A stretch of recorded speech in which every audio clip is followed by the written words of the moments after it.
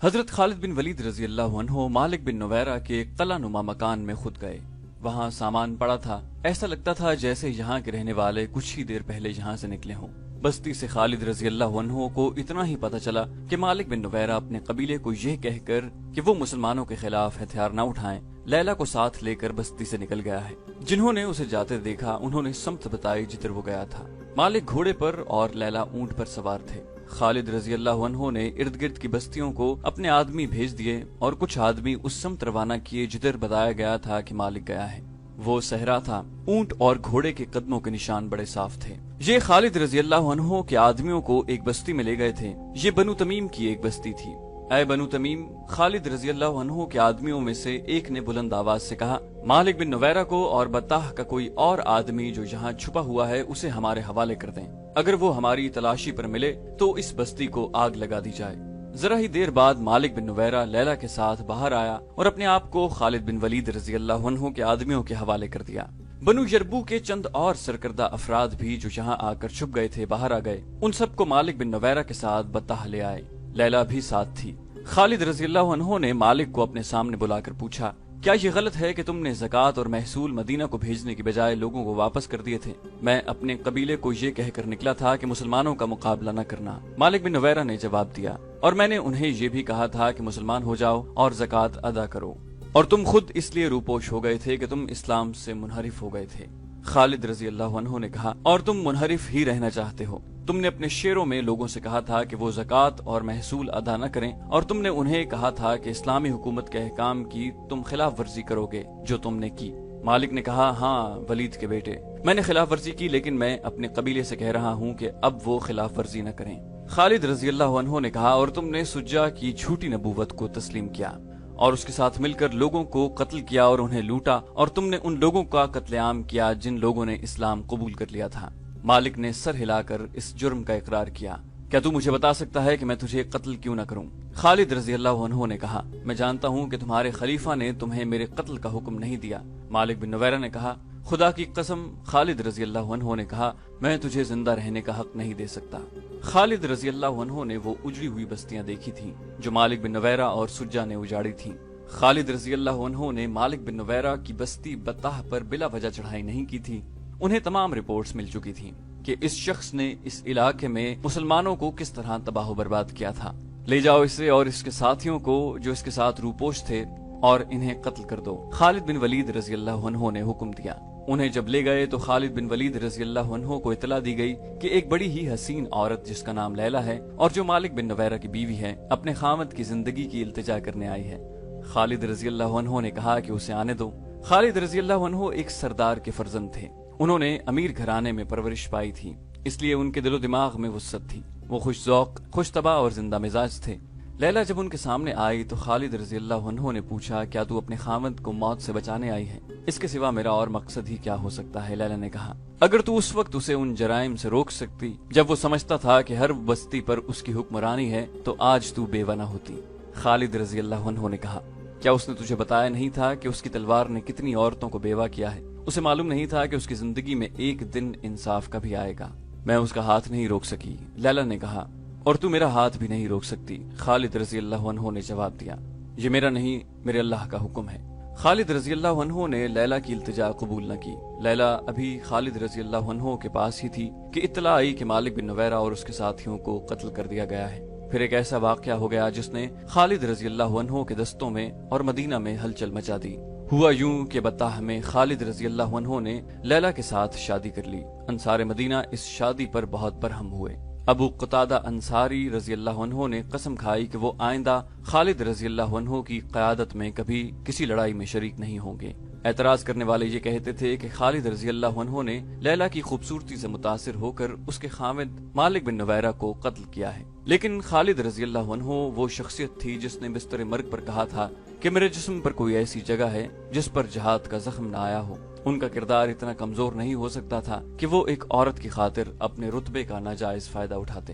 خالد رضی اللہ عنہ کے حق میں بات کرنے والوں نے کہا ہے کہ خالد رضی اللہ عنہ نے مالک بن نویرہ اور اس کے ساتھیوں کو قید میں ڈال دیا تھا اور انہیں مدینہ بھیجنا تھا۔ رات بہت سرد تھی۔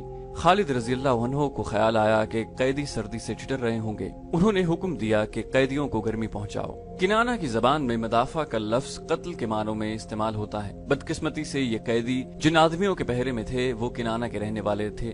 انہیں یہ بھی معلوم تھا کہ مالک بن نویرہ اور اس کے ساتھیوں کے جرائم کتنے سنگین ہیں، چنانچہ انہوں نے گرمی پہنچاؤ کو قتل کے معنوں میں لے لیا اور مالک اور اس کے ساتھیوں کو قتل کر دیا۔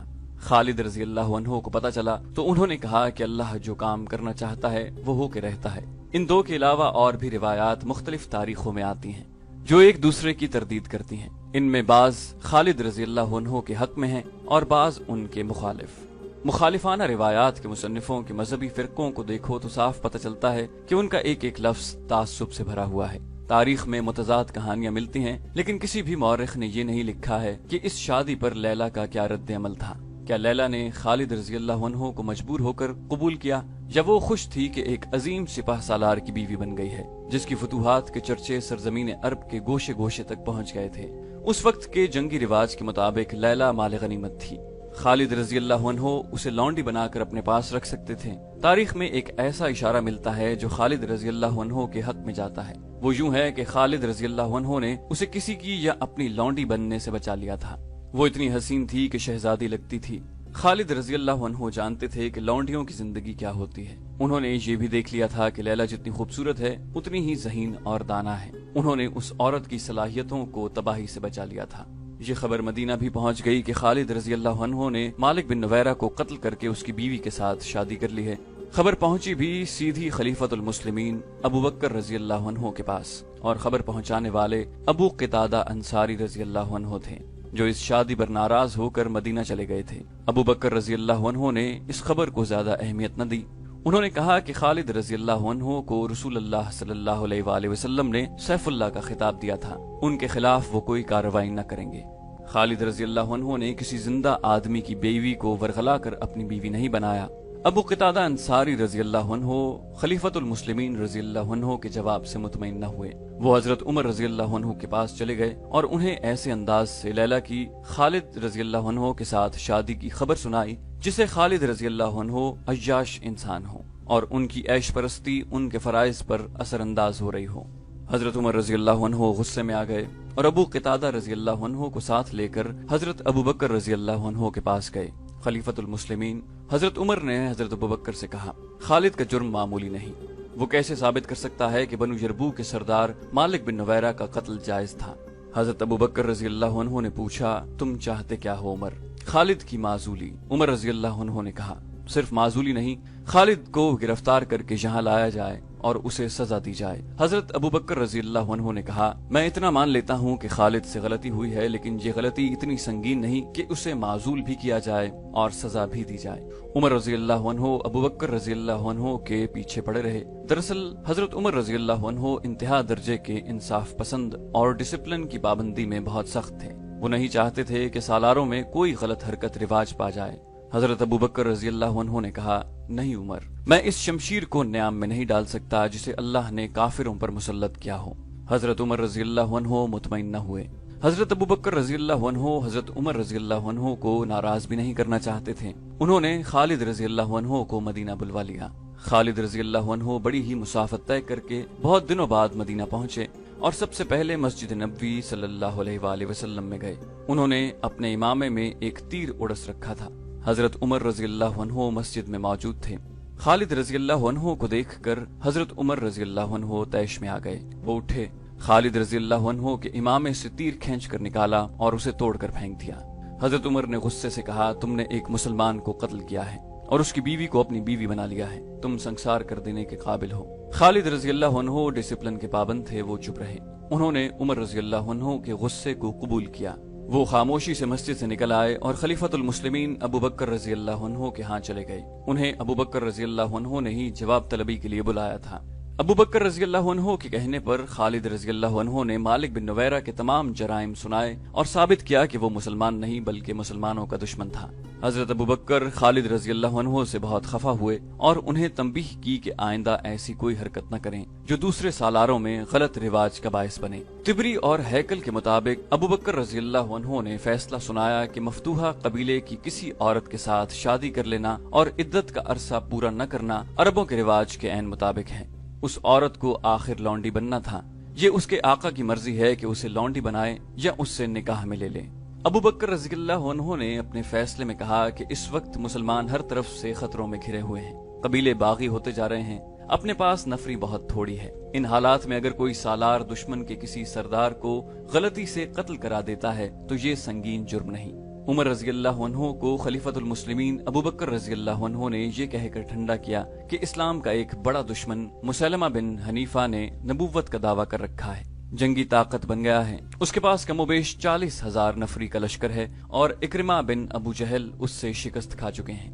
اب سب کی نظریں خالد رضی اللہ عنہ کی طرف اٹھ رہی ہیں۔ اگر مسلمہ کو شکست نہ دی گئی تو اسلام مدینہ میں ہی رہ جائے گا۔ اس کامیابی کے لیے صرف خالد موزوں ہیں۔ عمر رضی اللہ عنہ خاموش رہے، انہیں بھی ان خطروں کا احساس تھا۔ ابو بکر رضی اللہ عنہ نے حضرت خالد کو حکم دیا کہ فوراً بطح جائیں اور وہاں سے یمامہ پر چڑھائی کر کے اس فتنے کو ختم کر دیں۔ حضرت خالد ایک بڑی ہی خطرناک جنگ لڑنے کے لیے روانہ ہو گئے۔ دسمبر 632 عیسوی شوال 11 ہجری کے تیسرے ہفتے میں خالد بن ولید رضی اللہ عنہ نے 13,000 مجاہدین سے مرتدین کے 40,000 سے زیادہ لشکر کے خلاف یمامہ کے مقام پر وہ جنگ لڑی جسے اسلام کی پہلی خونریز جنگ کہا جاتا ہے۔ اس جنگ کا آخری مارکا ایک وسیع باغ حدیقۃ الرحمن میں لڑا گیا تھا۔ وہاں دونوں طرف اس قدر جانی نقصان ہوا تھا کہ حدیقۃ الرحمن کو لوگ حدیقۃ الموت کہنے لگے تھے۔ آج تک اسے حدیقۃ الموت کہا جاتا ہے۔ اس وقت خالد رضی اللہ عنہ مدینہ میں تھے۔ انہیں خلیفۃ المسلمین ابو بکر رضی اللہ عنہ نے حضرت عمر کی اس شکایت پر جواب طلبی کے لیے مدینہ بلایا تھا کہ انہوں نے مالک بن نویرہ کو قتل کروا کے اس کی بیوی لیلہ کے ساتھ شادی کر لی ہے۔ ابو بکر رضی اللہ عنہ نے ان حالات کو دیکھتے ہوئے جن میں اسلام گھر گیا تھا، خالد رضی اللہ عنہ کے حق میں فیصلہ دیا اور خالد رضی اللہ عنہ کو واپس بطح جانے اور یمامہ کے مسلمہ کذاب کے فتنے کو ختم کرنے کا حکم دیا تھا۔ مسلمہ کذاب کے متعلق بتایا جا چکا ہے کہ اس نے نبوت کا دعویٰ کر رکھا تھا۔ اس کے پیروکاروں کی تعداد اتنی زیادہ ہو گئی تھی کہ اس کا لشکر مسلمانوں کے لیے خطرہ بن گیا تھا۔ اس وقت تک مسلمان ایک طاقت بن چکے تھے، لیکن مسلمہ کی طاقت بڑھتی جا رہی تھی۔ یہ مدینہ کے لیے بھی خطرہ تھا اور اسلام کے لیے بھی۔ مدینہ سلطنت اسلامیہ کا مرکز تھا۔ خالد رضی اللہ عنہ کا لشکر بطح میں تھا، وہیں انہوں نے مالک بن نویرہ کو سزائے موت دی اور اس کی بیوی لیلہ کے ساتھ شادی کی۔ لیلہ وہیں تھی۔ خالد رضی اللہ عنہ بطح کو روانہ ہو گئے۔ انہیں معلوم تھا کہ ان کے پرانے ساتھی سالار اکرمہ رضی اللہ عنہ اسی علاقے میں اپنے لشکر کے ساتھ موجود ہیں اور مسلمہ کے خلاف مدد کو پہنچیں گے۔ اکرمہ رضی اللہ عنہ ان 11 سالاروں میں سے تھے جنہیں خلیفۃ المسلمین نے مختلف علاقوں میں مرتد اور باغی قبائل کی سرکوبی کے لیے بھیجا تھا۔ دوسرے قبیلے اتنے طاقتور نہیں تھے جتنا مسلمہ کا قبیلہ بنو حنیفہ تھا، اس لیے اس علاقے میں اکرمہ رضی اللہ عنہ کو بھیجا گیا تھا۔ ان کے پیچھے پیچھے ایک سالار شرجیل رضی اللہ عنہ بن حسنہ بھی پہنچ گئے۔ خلیفہ ابو بکر رضی اللہ عنہ نے شرجیل رضی اللہ عنہ کو یہ حکم دیا تھا کہ وہ اکرمہ رضی اللہ عنہ کو مدد دیں۔ اکرمہ رضی اللہ عنہ یمامہ کی طرف جا رہے تھے۔ یہ 2-2.5 مہینے پہلے کی بات ہے۔ اس وقت خالد رضی اللہ عنہ طلیحہ سے نبرد آزما تھے۔ انہوں نے طلیحہ کو بہت بری شکست دی تھی۔ یہ خبر اکرمہ رضی اللہ عنہ تک پہنچی تو وہ جوش میں آ گئے۔ انہوں نے ابھی کسی قبیلے کے خلاف جنگی کارروائی نہیں کی تھی۔ کچھ دنوں بعد اکرمہ رضی اللہ عنہ کو خبر ملی کہ خالد رضی اللہ عنہ نے سلمہ کے طاقتور لشکر کو شکست دی ہے۔ مورخ لکھتے ہیں کہ اکرمہ رضی اللہ عنہ پر انسانی فطرت کی ایک کمزوری غالب آ گئی۔ انہوں نے اپنے ساتھی سالاروں سے کہا کہ خالد فتح پہ فتح حاصل کرتے جا رہے ہیں اور انہیں ابھی لڑنے کا موقع بھی نہیں ملا۔ خالد اور اکرمہ رضی اللہ عنہ اسلام قبول کرنے سے پہلے ساتھی اور ایک جیسے جنگجو اور میدان جنگ کے ایک جیسے قائد تھے۔ کیوں نہ ہم ایک جیسی فتح حاصل کریں جس کے سامنے خالد کی تمام فتوحات کی اہمیت ختم ہو جائے۔ اکرمہ رضی اللہ عنہ نے اپنے ماتحت سالاروں سے کہا، مجھے اطلاع مل چکی ہے کہ شرجیل بن حسنہ ہماری مدد کو آ رہا ہے، معلوم نہیں وہ کب تک پہنچے۔ میں زیادہ انتظار نہیں کر سکتا، میں مسلمہ پر حملہ کروں گا۔ مسلمہ معمولی عقل و ذہانت کا آدمی نہیں تھا۔ اسے معلوم تھا کہ مسلمان اس کی نبوت کو برداشت نہیں کر رہے اور کسی بھی روز اسلامی لشکر اس پر حملہ کر دے گا۔ उसने अपने इलाके के दिफा का बंदोबस्त कर रखा था, जिसमें देखभाल और जासूसी का इंतजाम भी शामिल था। इकरमा रज़ियल्लाहु अन्हु सोचे समझे बगैर बढ़ते गए और यमामा के करीब पहुंच गए। वो चूंकि जज्बात से मगलूब होकर जा रहे थे, इसलिए एहतियात न कर सके कि दुश्मन देख रहा होगा। उन्हें मुसैलमा के जासूसों ने देख लिया और मुसैलमा को इत्तला दी। एक और इलाके में जहां ऊंचे टीले और टेकरियां थीं, इकरमा रज़ियल्लाहु अन्हु को मुसैलमा के कुछ आदमी दिखाई दिए। इकरमा रज़ियल्लाहु अन्हु ने उन पर हमला कर दिया, मगर ये मुसैलमा का बिछाया हुआ जाल था। मुसैलमा ने वहां खासा लश्कर छुपा रखा था, जिसने दाएं बाएं से इकरमा रज़ियल्लाहु अन्हु के लश्कर पर हमला कर दिया। इकरमा रज़ियल्लाहु अन्हु इस गैर मुतवक्के सूरत हाल में संभल न सके। मुसैलमा के लश्कर ने उन्हें संभलने न दिया। इकरमा रज़ियल्लाहु अन्हु के साथ नामी ग्रामी और तजुर्बेकार सालार और कमांडर थे, लेकिन मैदान दुश्मन के हाथ में था। उसने मुसलमानों की कोई चाल कामयाब न होने दी। इकरमा रज़ियल्लाहु अन्हु को नुकसान उठाकर पसपा होना पड़ा। वो अपनी इस शिकस्त को छुपा नहीं सकते थे। छुपा लेते तो लश्कर में से कोई मदीना इत्तला भेज देता। चुनाचे इकरमा रज़ियल्लाहु अन्हु ने खलीफतुल मुस्लिमीन रज़ियल्लाहु अन्हु को लिख भेजा कि उन पर क्या गुजरी है। खलीफा अबू बकर रज़ियल्लाहु अन्हु को सख्त गुस्सा आया। उन्होंने इकरमा रज़ियल्लाहु अन्हु को वाज़ेह हुक्म दिया कि शर्जील रज़ियल्लाहु अन्हु का इंतजार करें और अकेले मुसैलमा के सामने न जाएं। मगर इकरमा रज़ियल्लाहु अन्हु ने जल्दबाजी से काम लिया था। अबू बकर रज़ियल्लाहु अन्हु ने इकरमा रज़ियल्लाहु अन्हु को जो तहरीरी पैगाम भेजा था, उसमें गुस्से का इजहार इस तरह से किया था कि इकरमा को अबू जहल लिखने की बजाय इब्ने उम्मे इकरमा की माँ के बेटे लिखा। अरबों में ये रिवाज था कि किसी की तौहीन मकसूद होती तो उसके बाप के नाम की बजाय उसे उसकी माँ से मंसूब करते। खलीफतुल मुस्लिमीन ने लिखा था, ए इब्ने उम्मे इकरमा, मैं तुम्हारी सूरत नहीं देखना चाहता। मैं ये भी नहीं चाहता कि मदीना आओ। तुम आओगे तो यहाँ के लोगों में मायूसी फैलाओगे। मदीना से दूर रहो। तुम अब यमामा का इलाका छोड़ दो और हुज़ैफा के साथ जा मिलो और अहले अमान से लड़ो। वहाँ से फारिग होकर अरफिजा की मदद के लिए मोहरा चले जाना। उसके बाद यमन जाकर महाजिर बिन उमैया से मिलना। जब तक तुम सालारी के मयार पर पूरे नहीं उतरते, मुझे अपनी सूरत न दिखाना। खलीफतुल मुस्लिमीन अबू बकर रज़ियल्लाहु अन्हु ने शर्जील रज़ियल्लाहु अन्हु को पैगाम भेजा कि वो जहाँ हैं वहीं रहें और जब खालिद रज़ियल्लाहु अन्हु आएं तो अपना लश्कर उनके साथ करके खुद उनके मातहत हो जाएं। खालिद रज़ियल्लाहु अन्हु को बताया गया था कि शर्जील रज़ियल्लाहु अन्हु का लश्कर उन्हें भी मिल रहा है। वो खुश हुए कि अब वो मुसैलमा का मुकाबला बेहतर तरीके से कर सकेंगे। उन्हें तवक्को थी कि शर्जील रज़ियल्लाहु अन्हु का लश्कर ताज़ा दम होगा, मगर ये लश्कर खालिद रज़ियल्लाहु अन्हु को मिला तो वो ताज़ा दम नहीं था। उसमें कई मुजाहिदीन जख्मी थे। खालिद रज़ियल्लाहु अन्हु ने पूछा, क्या हुआ? नदामत के सिवा मेरे पास कोई जवाब नहीं, शर्जील रज़ियल्लाहु अन्हु ने कहा। मैंने खलीफतुल मुस्लिमीन की हुक्म उदूली की है। मेरे लिए हुक्म था कि इकरमा रज़ियल्लाहु अन्हु की मदद को पहुंचूं, मगर मेरे पहुंचने से पहले इकरमा मुसैलमा के लश्कर से टक्कर लेकर पसपा हो चुके थे। ये एक खप था जिसने मुझ पर भी गलबा पा लिया कि एक फतह तुम्हारे हिसाब में लिखी जाए। बारीक बीन और दूर अंदेश खालिद रज़ियल्लाहु अन्हु ने कहा, अकेले पत्थर की कोई ताकत नहीं होती शर्जील। पत्थर मिलकर चट्टान बना करते हैं। फिर उस चट्टान से जो टकराता है वो दूसरी बार टकराने के लिए जिंदा नहीं रहता। खुद गर्जी और जाती मफाद का अंजाम देख लिया। इकरमा रज़ियल्लाहु अन्हु जैसे सालार भी शिकस्त खुर्दा हो गए। मैं तुम पर करम करता हूँ कि खलीफा को तुम्हारी हिमाकत की खबर न होने दूं। शर्जील रज़ियल्लाहु अन्हु बिन हसना ने इकरमा रज़ियल्लाहु अन्हु जैसी गलत हरकत की थी। उन्होंने भी खालिद रज़ियल्लाहु अन्हु से बाजी ले जाने के लिए रास्ते में मुसैलमा के लश्कर से टक्कर ली और पसपा होना पड़ा। मुसैलमा कज़्ज़ाब दरबार लगाए बैठा था। छोटे कद वाला ये बदसूरत इंसान मुकम्मल नबी बन चुका था। उसका कबीला बनु हनीफा तो उसे नबी मान चुका था। दूसरे कबीले के लोग जौक तर जौक उसकी बैत के लिए आते और उसकी एक झलक देखने को बेताब रहते। लोगों ने उसकी कुव्वत और करामात देख ली थी। अब उसके पैरोकारों ने 2 मौजज़े और देख लिए थे। उन्होंने मुसलमानों के 2 नामवर सालारों को जरा सी देर में मैदान से भगा दिया था। मजहबी और नजरियाती लिहाज से